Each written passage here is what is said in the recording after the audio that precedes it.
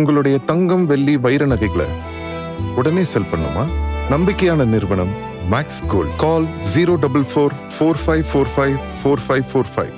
Maths Gold, cash for gold. May 4ஆம் தேதி, இந்த 4ஆம் தேதி வரைக்கும் பார்த்தீங்கன்னா பல விவாதங்கள், பல புள்ளி விவரங்கள், பல தாக்குதல்கள், பல எதிர்மறையான விமர்சனங்கள், இதெல்லாம் வந்து தீரும். ஆனால் 4ஆம் தேதி ரிசல்ட் தெரிஞ்சு போயிடும். அதை விட ரொம்ப முக்கியமான ஒரு விஷயம், எக்ஸிட் போல் 29ஆம் தேதி மேற்கு வங்காளத்தில் 2வது கட்ட தேர்தல் முடிஞ்ச பிறகு நீங்கள் எக்ஸிட் போல் எடுத்துக்கலாம். 8 மணிக்கெலாம் கூட எக்ஸிட் போல் வரும். அந்த எக்ஸிட் போல் கூட பார்த்தீங்கன்னா இதுக்கு முன்னாடி வந்த தேர்தலுக்கு முன்னாடி வந்த கருத்து கணிப்பு மாதிரி வந்து ஆளாளுக்கு ஒவ்வொரு விதமாக இருக்குமா, அல்லது நிஜமாகவே இந்த எக்ஸிட் போல் வந்து ஒரு கரெக்டான ஒரு நியாயமான ஊடகமோ அல்லது ஒரு ஏஜென்சியோ ஒரு தனிநபரோ வெளியிட்டாங்கன்னா இது என்ன உண்மை அப்படின்னு தெரிய வரும். இதெல்லாம் மீறிங்க மகேசன் தீர்ப்பு, அந்த தீர்ப்பு வந்து மே 4ஆம் தேதி தெரிய போகுது. இது வரைக்கும் சொல்லிட்டு இருக்கலாம், இது அவருக்கு, அது இருக்கு, இது இருக்கு அப்படின்னு.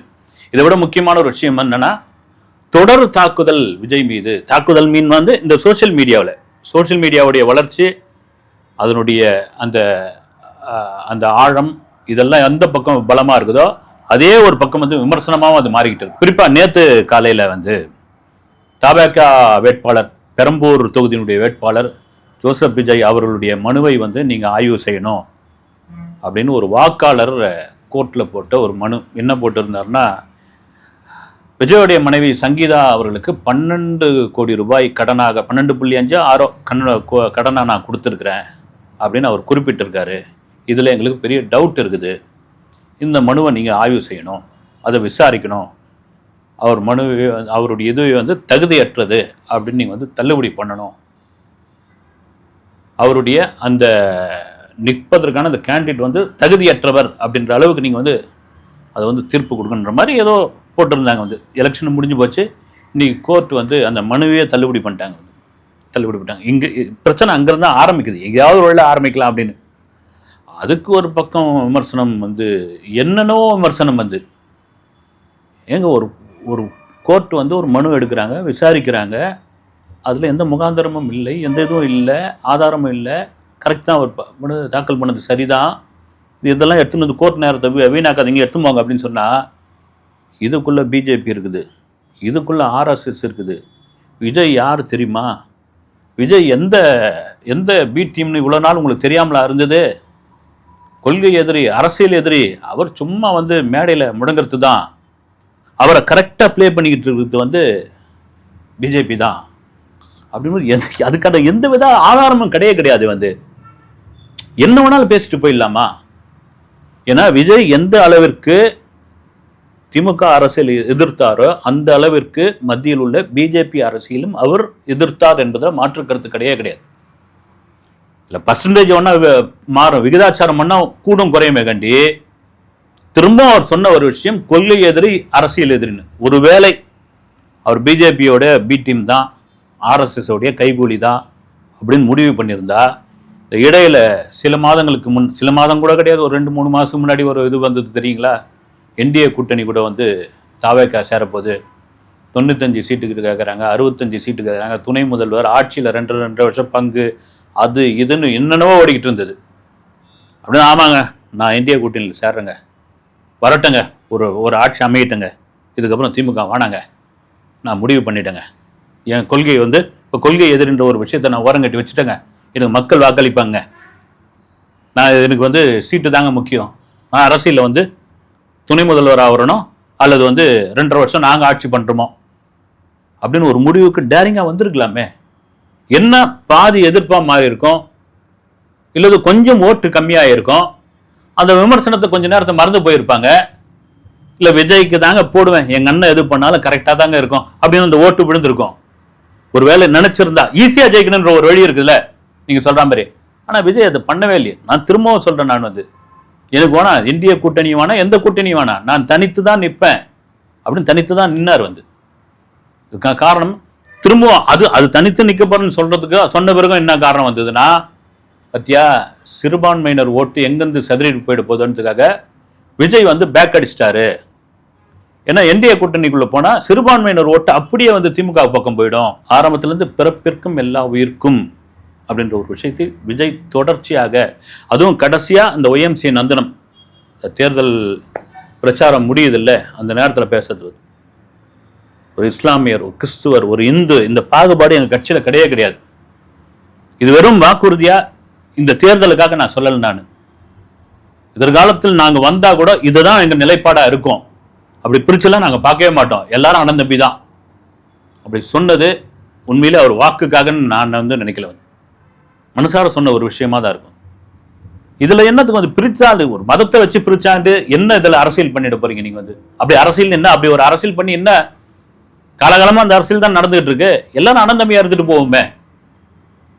அந்த பாயிண்ட் தான் விஜய்க்கு அப்படியே கொண்டு மச்சு இது எதுக்கு சொல்ல வரேன்னா, ஒரு வழக்குக்கான மனுவை தள்ளுபடி பண்ணிட்டாங்க அப்படின்னா அது எந்தெந்த கூடலாம் எடுத்துன்னு நீங்க பொருத்தி பார்க்குறீங்க. ஒன்றும் இல்லை, மம்முட்டி முந்த நாள் சென்னை ஏர்போர்ட்டுக்கு வந்திருக்காரு. மம்முட்டி ஒரு ஒரு ஒரு டேரிங்காக ஒரு பேசக்கூடிய ஒருத்தர் தான் அது ஒளிவு மறைவு இல்லாமல் பேசக்கூடியவர். உண்மையில் அவரோட ஸ்பீச் பார்த்தீங்கன்னா, நான் இன்டர்வியூ பண்ணியிருக்கிறேன், ஒரு திமிர்தனமான பேச்சு மாதிரி இருக்கும். அவர் உண்மையிலே பார்த்தா இளையராஜா மாதிரி ஒரு குழந்தை மாதிரி. அவர் நீ என்ன பண்ணுற, நீ நான் அதை பண்ணமான்னா இப்படிலாம் பேசினா, ஆனால் அது ஒன்றும் பெரிய மனசில் வச்சுக்காத ஒரு குணம் அப்படி போய் அவர்கிட்ட விஜய் அரசியலை பற்றி நீங்கள் என்ன நினைக்கிறீங்க அப்படின்னு கேட்குறாங்க. எனக்கு ஒன்றும் தெரியாது. திரும்ப எனக்கு ஒன்றும் தெரியாதுன்ட்டு போகிறாரு. ஒன்றும் தெரியாதுன்னு அவ்வளோதான். நான் ஏன் அதை தெரிஞ்சுக்கணுமான்னா, இல்லை எனக்கு ஒன்றும் தெரியாது, உனக்கு நான் கேரளாவில் இருக்கிறேன், நான் இதை என்ன பண்ணா ஒரு ஓகே ஒரே வரியில் நோ கமெண்ட்ஸ்ன்ற மாதிரி ஒரு பதில் தான் பாருங்க. மம்முட்டியே விஜயோடைய அரசியல் ஒன்றும் தெரியாதுன்னு சொல்லிட்டாரு. கீழே இந்த இதில் சோஷியல் மீடியாவில் சொல்லிட்டாரு. கேரளாவில் பார்த்தீங்கன்னா விஜய்க்கு இவ்வளோ ஃபேன்ஸ் இருக்குது, விஜய் அப்படி கொண்டாடுறாங்க அப்படின்னு தான் ஒரு பொய்யான ஒரு விஷயம். மம்முட்டி நின்று ஒரு 4 வார்த்தை சொல்லியிருக்கலாம்ல, ஆனால் ஒன்றுமே தெரியாதுன்னு சொல்லிட்டு போயிரு, மனசில் உள்ளது ஒன்றுமே தெரியாதுன்னு சொல்லிட்டு போயிட்டு இருக்காரு. இசிறு ஒரு பக்கம் இதுவாக போயிட்டு இருக்கு. அவருடைய குணமே அதுதான்.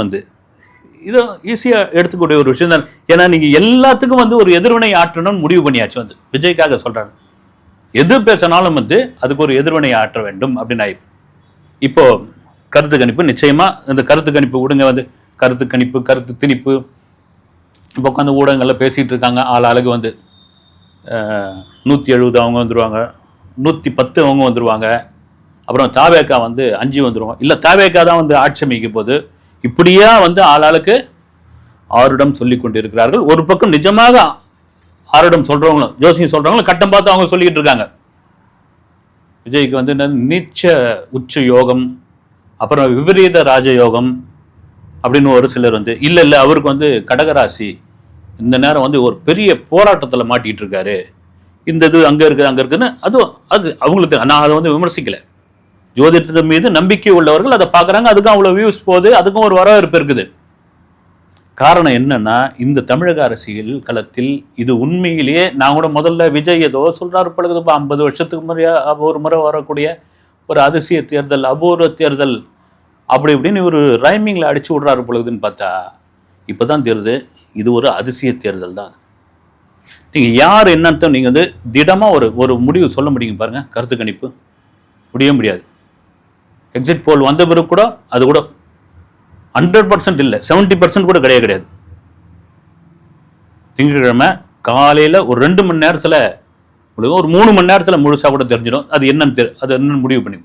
ஆனால் இதெல்லாம் தாண்டி இங்கு உள்ள ஊடகங்கள், பொதுவாக இங்கு உள்ள ஊடகவியலாளர்கள் இவங்கெல்லாம் ஆளாளுக்கு ஒரு முகம் இருக்குது, அந்த முகத்தை மறைச்சிக்கிட்டு அவங்க ஒரு பொய் முகத்தை போட்டுக்கிட்டு ஒரு மாதிரி இங்கே உருட்டிக்கிட்டு இருக்காங்க, பெரட்டிக்கிட்டு இருக்காங்க, சொல்லிக்கிட்டு இருக்காங்கன்னு போது சரி நேஷனல் மீடியாவுக்கு என்ன அப்படி அவங்களுக்கு அந்த மாதிரியான நிர்பந்தங்கள் எதுவும் இல்லையே. அதுவும் பெரிய ஊடகங்கள் இப்போ இந்தியா டுடே என்ன சொல்கிறாங்க அப்படின்னா, அவங்க சொல்கிற ஒரு விஷயம் இது நடக்கலாம், மாறாமல் போகலாம், அவங்களுக்கு இது சொல்ல வேண்டிய அவசியமே கிடையாது. இந்தியா டுடே சொல்கிறது என்னென்னா, விஜய் 30% ஓட்டு வாங்கினா டிஎம்கேனுடைய 24 சீட்டை அவர் எடுப்பார், ஏடிஎம்கேலேருந்து 3 சீட்டு எடுப்பார், 30% வாங்கினா விஜய் ஒரு 27 சீட்டு ஜெயிப்பார். இந்தியா டுடே அவங்க ஒரு புள்ளி விவரத்தை சொல்றாங்க. சரி, விஜய் ஒருவேளை 35% ஓட்டு வாங்குறாரு அப்படின்னா டிஎம்கேல இருந்து 126 சீட்டு எடுப்பார், அவரு ஏடிஎம்கேல இருந்து 19 சீட்டு எடுப்பார், ஆக மொத்தம் 145 சீட்டு இது கூட நம்புற மாதிரி இல்லை சொல்கிறேன். அவங்க என்ன கருத்து கணிப்பு என்ன அவங்க அந்த புள்ளி விவரத்தை சேர்த்தாங்கன்னு தெரியல வந்து அப்படின்னு சொல்கிறாங்க. அதுக்கு ஒரு பக்கம் வந்து கடுமையான விமர்சனம் இன்னொரு பக்கம் ஓடிக்கிட்டு இருக்கு. இது இருக்க தான் செய்யும். விமர்சனம் செய்யாமல் யாரும் இருக்கவே முடியாது. ஆனால் அர்த்தமற்ற விமர்சனம்னு ஒன்று இருக்குல்ல, அதுதான் அது. இதில் இருந்துன்னா கணிக்கவே முடியாதுங்க இந்த தேர்தலை. அதில் மாற்று கருத்து கிடையவே கிடையாது. வந்து மிக முக்கியமாக இந்த தேர்தலில் தமிழ்நாட்டில் பர்சன்டேஜ் அதிகம். அதுக்கு காரணம் எஸ்ஐஆரும் ஒரு காரணம், விஜயோடைய அலையும் ஒரு காரணம். அதே வேளையில் இந்திய தேர்தல் ஆணையம் வந்து தமிழ்நாட்டில் அந்த போலிங் ஆச்சுல்ல 3 மணி நேரத்துக்கு ஒரு தடவை, அதை வந்து பர்சன்டேஜ் விதமாக அப்படியே ஒரு சார்ட் ஒன்று வெளியிட்டிருக்காங்க. 9 மணிக்கெல்லாம் 7 மணிக்கு தொடங்கி 9 மணிக்கெல்லாம் கிட்டத்தட்ட பல தொகுதிகளில் மொத்தமாக எடுத்தோம்னா 20% ஓட்டு அப்படின்ட்டு வந்து பெரிய விஷயம் அப்படின்னு சொல்லியிருக்காங்க தமிழக அரசியல். 9 மணிக்கெல்லாம். அதற்கு மிக முக்கிய காரணம் இளைஞர்கள், பெண்கள், இளம் பெண்கள், முதல் வாக்காளர்கள் வாக்களிக்க வந்தது தான். அந்த மாற்றம் வந்து விஜய் கிட்ட தான். அது சினிமா டைலாக்காக சொல்லியிருக்கலாம், போகிற போக்கில் இது நான் சொல்கிறேன். நான் அது கூட விமர்சனம் வந்து காலையில் எழுந்துங்க, குளிச்சுடுங்க, உங்கள் இஷ்ட தெய்வத்தை வேண்டிங்க, முதல் ஓட்டா நின்று உங்கள் ஓட்டை வந்து செலுத்திடுங்க அப்படின்னு அதை வந்து இந்திய தேர்தல் ஆணையமே சார்ட் போட்டு பிடிச்சிருக்காங்க. எப்பா இது வரைக்கும் 9 மணி வரைக்கும் இந்த பர்சன்டேஜ் ஓட்டு வந்தது கிடையாது தமிழகத்தில். இது ஒரு பெரிய மாற்றம் தான். ஆர்வம் ஏற்பட்டிருக்கு. இந்திய தேர்தல் ஆணையரை வந்து பாராட்டு தெரிவிச்சிருக்காரு தமிழக வாக்காளர்களுக்கும் மேற்கு வங்காள வாக்காளர்களுக்கும். அங்கே 90% முதல் கட்டம் தான் முடிஞ்சிருக்குது, 29 2வது கட்டம்.